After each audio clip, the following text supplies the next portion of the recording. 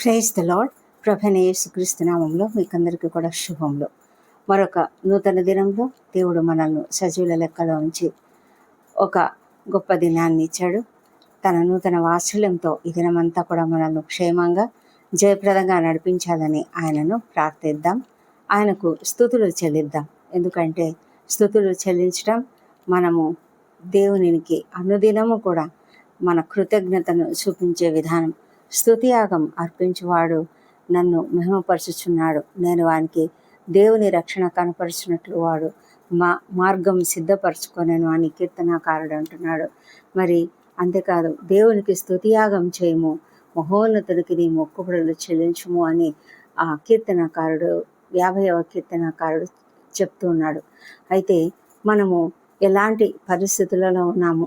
మనము నిత్యము స్తుతులు చెల్లించడం ఎంతో గొప్ప అద్భుతాలను మన జీవితాలలో చేస్తుంది.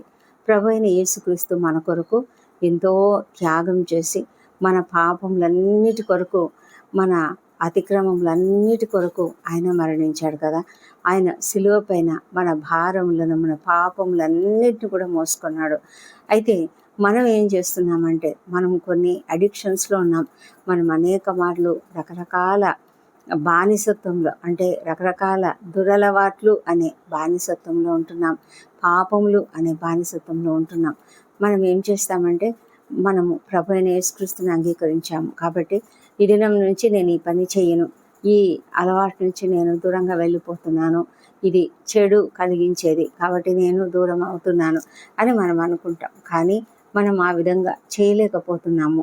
చాలాసార్లు తిరిగి అదే పాపాలను చేయడానికి మనల్ని అపవాది ప్రోత్సహిస్తూ ఉంటాడు.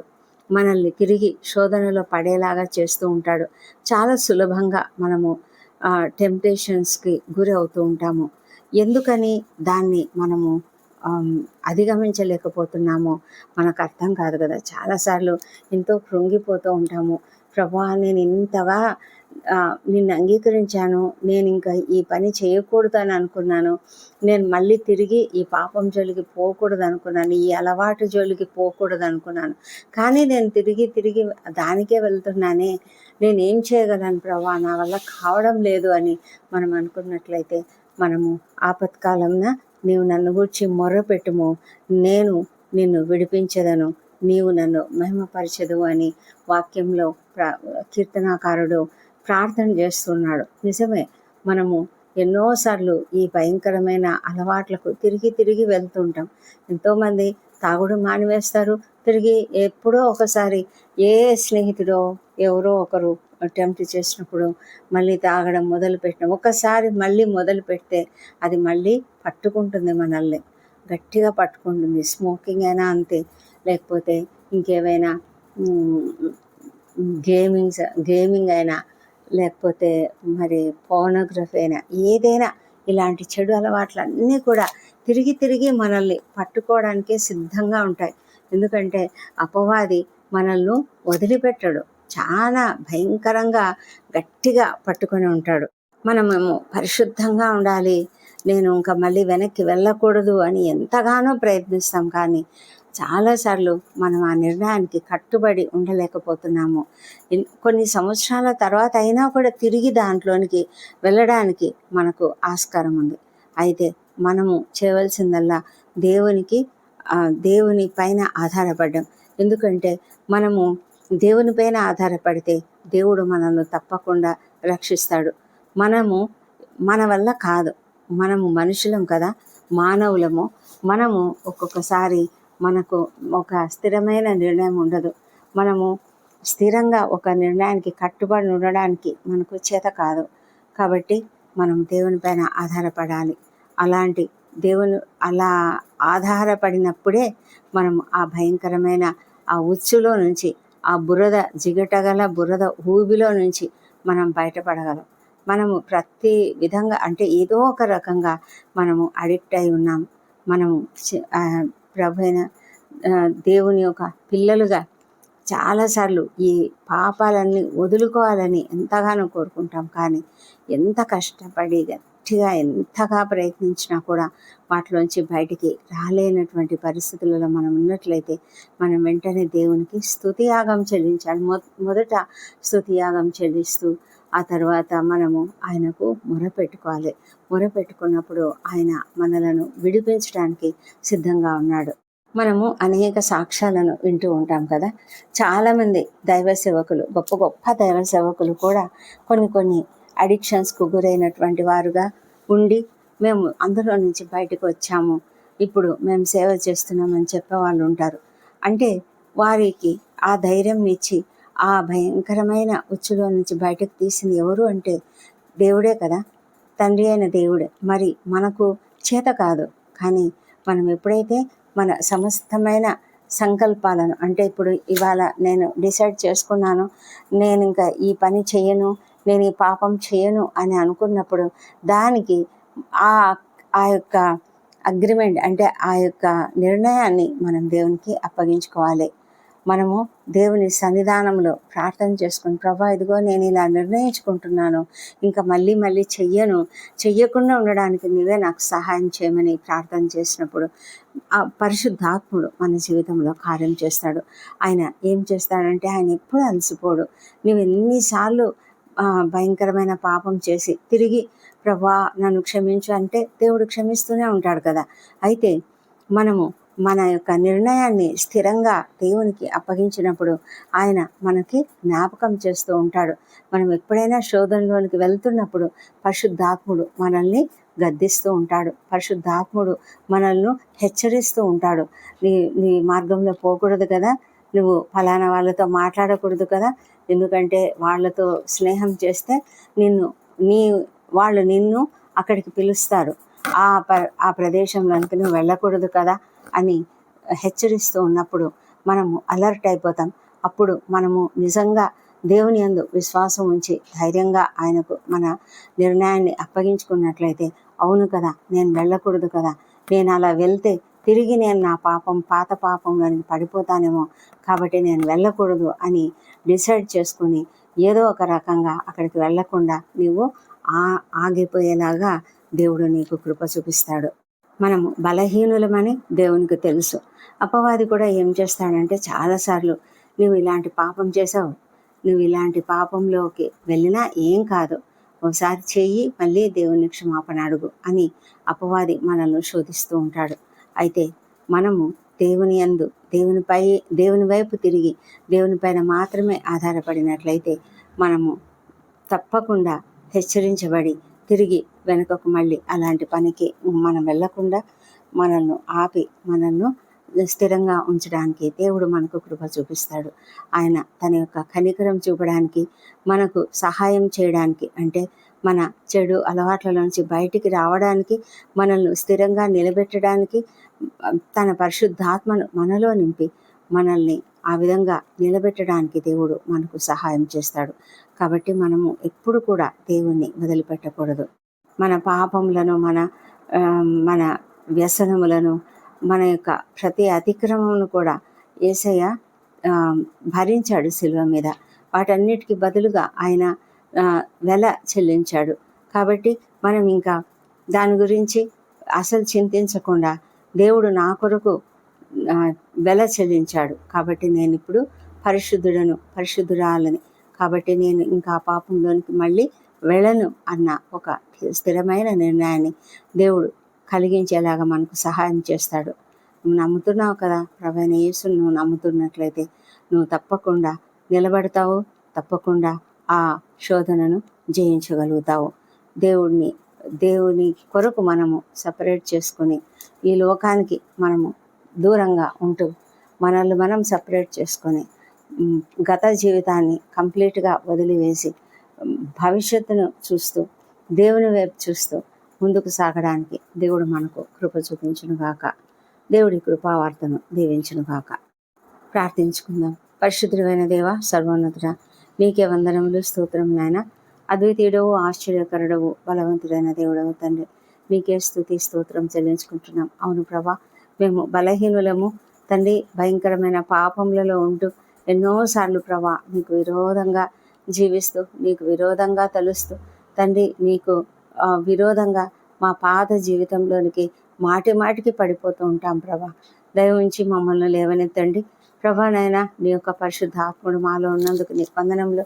ఆయన ద్వారా తండ్రి మేము హెచ్చరించబడుతూ ఎల్లప్పుడూ కూడా మేము సరైన రీతిలో నడుచుకోవడానికి సహాయం చేయమని ప్రార్థిస్తున్నాం తండ్రి. నీ కృపను బట్టి, నీ యొక్క కనికరంను బట్టి మేము నీకు వేల స్తోత్రములు చెల్లిస్తున్నాము మా ప్రభా తండ్రి. ఈ దినమంతయు మాకు తోడుగా ఉండండి ప్రభా. మేము నీకు స్తుతియాగం చెల్లించడానికి మాకు సహాయం చేయండి.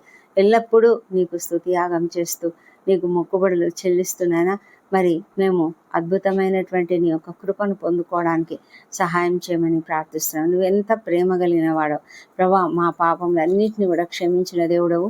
వాటిని ఎప్పుడు కూడా జ్ఞాపకం చేసుకోను అని కూడా మీరు చెప్తున్నారు, వాగ్దానం ఇస్తున్నారు. కాబట్టి మేము ధైర్యంగా జీవించడానికి మాకు సహాయం చేయండి.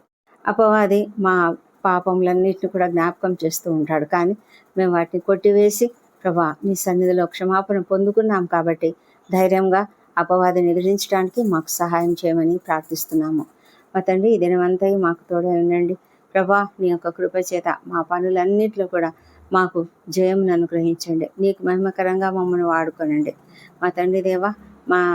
మా యొక్క ప్రతి ప్రయాణంలో కూడా క్షేమమును భద్రతను అనుగ్రహించండి దేవా. విద్యార్థులను దీవించండి ప్రభా. వారందరూ కొత్త క్లాసులలోకి వెళ్ళడానికి, కొత్త కోర్సులలో చేరడానికి, ఉన్నత స్థాయి విద్యకు వెళ్ళడానికి ఆయత్తపడుతుంటున్నారు ప్రభా. వారిని అందరినీ కూడా కనికరించి మంచి జ్ఞానం అనుగ్రహించండి. కాంపిటేటివ్ ఎగ్జామ్స్ రాస్తున్న వారికి, మరి రాసి రిజల్ట్ కొరకు ఎదురు చూస్తున్న వారికి తప్పకుండా చక్కటి విజయం అనుగ్రహించమని ప్రార్థిస్తున్నాం తండ్రి. ఈ దినము ఎవరైతే ఇంటర్వ్యూలకు హాజరవుతున్నారో వారికి తప్పకుండా విజయం అనుగ్రహించమని ప్రార్థిస్తున్నాం దేవా. ఈ దినము వారాంతం అయింటుండగా మా తండ్రి గత వారమంతా కూడా మీరు మమ్మల్ని ఎంతో క్షేమంగా కాపాడి జయప్రదంగా మా పనులన్నింటినీ చేయగలగడానికి సహాయం చేసినందుకు నీకు వందనం చెల్లించుకుంటున్నాం మా తండ్రి దేవా.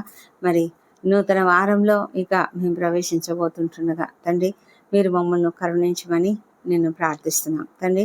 ఎంతమంది అయితే నాయన నిరుద్యోగులుగా ఉంటూ కృంగుదలలో ఉన్నారో వారిని లేవనెత్తి వారి ఎదుట అనేక మార్గంలను తెరిచి ప్రభా వారు తప్పకుండా ఒక చక్కటి ఉద్యోగం పొందుకున్నట్లుగా, లేదా వారు ఏ ప్రయత్నం చేసినా దాన్ని సఫలీకృతం చేసి ప్రభా ఆర్థికంగా ఎలాంటి ఇబ్బందులు పడకుండా కాపాడండి. అప్పుల సమస్యలు ఉన్న వారికి ప్రభా మీరు విడుదలను దయచేసినానా కంప్లీట్గా నాయన వారు ఫ్రీగా ఉండగలగడానికి తండ్రి, ఏ భయము లేకుండా ఉండగలగడానికి సహాయం చేయమని ప్రార్థిస్తున్నాము. వివాహ ప్రయత్నములు సఫలం చేయండి తండ్రి. మా ప్రభా సంతానం కొరకు నీ వైపు చూస్తున్న బిడ్డలను దర్శించండి. వారిలో నీ పునరుత్థాన శక్తిని ప్రవేశపెట్టి చక్కటి సంతానం అనుగ్రహించమని ప్రార్థిస్తున్నాము మా దేవా ప్రభా. మరి ఎవరెవరైతే గర్భిణీ స్త్రీలు ఉన్నారో వారిని మీరు కనికరించి క్షేమకరమైన సుఖమైన ప్రసవం వారికి అనుగ్రహించమని ప్రార్థిస్తున్నాం. ప్రతి కుటుంబంలోనూ శాంతిని సమాధానం అనుగ్రహించమని వేడుకొంచున్నాం ప్రభా. ఏ కుటుంబంలో కూడా కలతలు లేకుండా కాపాడండి తండ్రి. మరి కుటుంబ సభ్యులందరినీ కూడా దీవించి అందరూ కలిసిమెలిసి సంతోషంగా ఐకమత్యంతో ఉండనట్లుగా కృప చూపించమని వేడుకొంచున్నాం మా ప్రభా తండ్రి.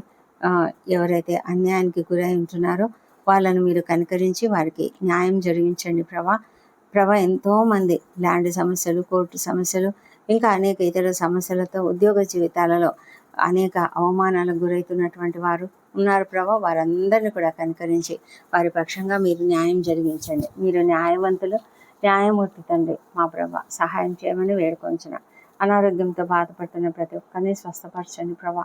ఎంతోమంది నాయన చాలా కృంగుదలలో ఉన్నారు మా ప్రభా. నాయన పడకలలో ఉంటే నాయన ప్రభా ఎంతో భయంకరమైన వేదన చెందుతూ ఉన్నారు మా తండ్రి దేవా. చూసుకునే వాళ్ళు లేని పరిస్థితులలో కూడా ఎంతోమంది ఒంటరితనంతో బాధపడుతూ ఉన్నారు తండ్రి. అలాంటి వాళ్ళను మీరు స్వస్థపరచండి ప్రభా. పడకలలో ఉండకుండా లేచి నడవగలిగే కృపను వారికి దయచేయండి మా దేవా ప్రభా. మరి ప్రతి ఒక్కరిని కూడా హాస్పిటల్స్లో ఎంతమంది అయితే వేదనతో ఉన్నారో, ఐసీయూలలో ఉన్నారు, వెంటిలేటర్పై ఉన్నారు నాయన, వాళ్ళందరినీ కనికరించి స్వస్థత దయచేయండి ప్రభా. శీఘ్రంగా స్వస్థత దయచేయమని ప్రార్థిస్తున్నాం తండ్రి. మా తండ్రి సర్జరీలు గుండా వెళ్తున్న వారికి కావాల్సిన శక్తిని బలం అనుగ్రహించి క్షేమకరమైనటువంటి సర్జరీ వారికి అనుగ్రహించమని వేడుకొంచున్నాము మా ప్రభా తండ్రి.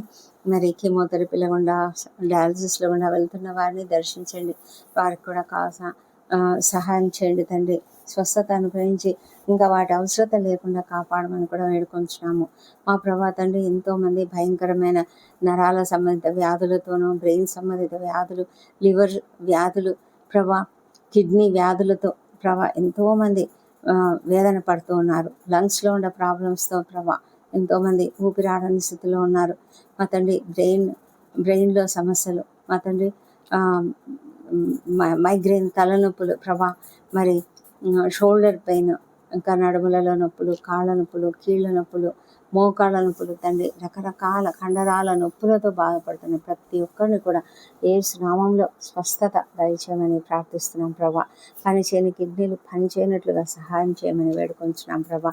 ప్రతి విధమైన అడిక్షన్ నుంచి యేసులో విడుదల ఇప్పుడే కలుగును గాక ప్రభా. తిరిగి ఆ అడిక్షన్ పాలవుతున్నటువంటి ప్రతి ఒక్కరు ప్రభా మీ సన్నిధిలో ప్రార్థించి తండ్రి దానిలోనికి వెళ్లకుండా నైనా ప్రభా మీరు వారిని ఆపినైనా కనికరించమని ప్రార్థిస్తున్నాం ప్రభా. దయ ఉంచండి తండ్రి. మా ప్రభా తండ్రి, ఎంతోమంది రక్షణ లేని వారు ఉన్నారు దేవా, రక్షణ దయచేయండి. ఎందుకంటే ప్రభా రాకడ చాలా త్వరలో ఉన్నది ప్రభా. మేమంతా సిద్ధంగా ఉండడానికి మీరే కృప చూపించమని వేడుకొంచున్నాం నాయన. మా తండ్రి దేవా, మరి వేదనకరమైన స్థితిలో ఎవరూ వదిలిపెట్టబడకూడదు నాయన. మా ప్రభా సహాయం చేయండి. వారి మనోనేత్రాలను వెలిగించండి. వారిని నేను తెలుసుకొనిలాగున కృప చూపించమని వేడుకొంచున్నాం తండ్రి. సేవకులను ఆశీర్వదించండి. వారు చేస్తున్న సేవను మీరు అభివృద్ధి పరచండి తండ్రి. ఎంతోమంది తమ యొక్క చిన్న మందిరాలు కట్టించుకుంటున్నారు నాయన. వారికి ఆర్థిక వనరులను సమకూర్చమని ప్రార్థిస్తున్నాము. మా ప్రభా తండ్రి, ప్రపంచమంతటా శాంతి సమాధానం అనుగ్రహించండి. మరి ముఖ్యంగా ఇజ్రాయెల్ దేశంను దీవించండి, యెరూషలేమును దీవించండి. వారి నగరాలలో క్షేమమును, వారి ప్రాకారములలో నెమ్మదిని దయచేయమని ప్రార్థిస్తున్నాం ప్రభా. నీ కృపచేతనైనా ప్రతి చోట యుద్ధం అనేది లేకుండా చేయమని వేడుకొంచున్నాం ప్రభా. అయితే సమస్తం నీ ఆధీనంలో ఉంది కాబట్టి మేము నీకు వందనాలు చెల్లించుకుంటున్నాము. మా ప్రభా, మా దేశంను దీవించండి. మా దేశంపై నీ పరిశుద్ధ ఆత్మను కుమ్మరించండి. అధికారులు, ఉద్యోగులు, పరిపాలకులు అందరూ కూడా నీతిగా నిజాయితీగా పనిచేయనట్లుగా సహాయం చేయమని ప్రార్థిస్తున్నాం ప్రభా. అన్యాయాలు, అక్రమాలు అరికట్టండి నాయన. క్రైస్తవులపై జరుగుతున్న హింసలను, దాడులను మీరు ఆపివేయమని ప్రార్థిస్తున్నాము. ఈ ప్రార్థనలో ఏకీభవిస్తున్న ప్రతి ఒక్కరిని దీవించి, ఎవరికి ఏ సమస్య ఉన్నా కూడా ఆ సమస్యలన్నిటి నుంచి యేసునామములో విడుదల దయచేయమని ప్రార్థిస్తున్నాం ప్రభా. మా తండ్రి దేవా, మరి నిస్సహాయాలు, నిరాశ్రయులుగా ఉన్న ప్రతి ఒక్కరిని కూడా ఆదరించి సహాయం చేయమని వేడుకొంచున్నాం తండ్రి. ఈ దినం బర్త్డేలు, వివాహ దినములు జరుపుకుంటున్న బిడ్డలను దీవించండి. గడిచిన సంవత్సరం అంతయు మీరు వారికి చేసిన ప్రతి మేలును బట్టి నీకు వందనములు. రాబోయే సంవత్సరంలో ఇంకనూ అధికమైన మేలులను వారికి అనుగ్రహించమని ప్రార్థిస్తున్నాం. మా ప్రభా తండ్రి, దయగలిగిన దేవుడవు, వారిపైన నీ ముఖకాంతిని ప్రకాశింపజేసి సంతోషమును, సమాధానమును అనుగ్రహించమని వేడుకొంచున్నాం. మా ప్రభా, మా ప్రార్థనలన్నీ మీరు అంగీకరించి జవాబులు ఇచ్చినందుకు నీకు వందనములు. ఈ ప్రార్థనలన్నీ మా ప్రభువును, మా ప్రియ రక్షకుడునైన యేసుక్రీస్తు నామంలో అడిగి పొంది ఉన్నామని నమ్ముతూ నీకు స్తోత్రం చెల్లిస్తున్నాం తండ్రి. Amen, amen.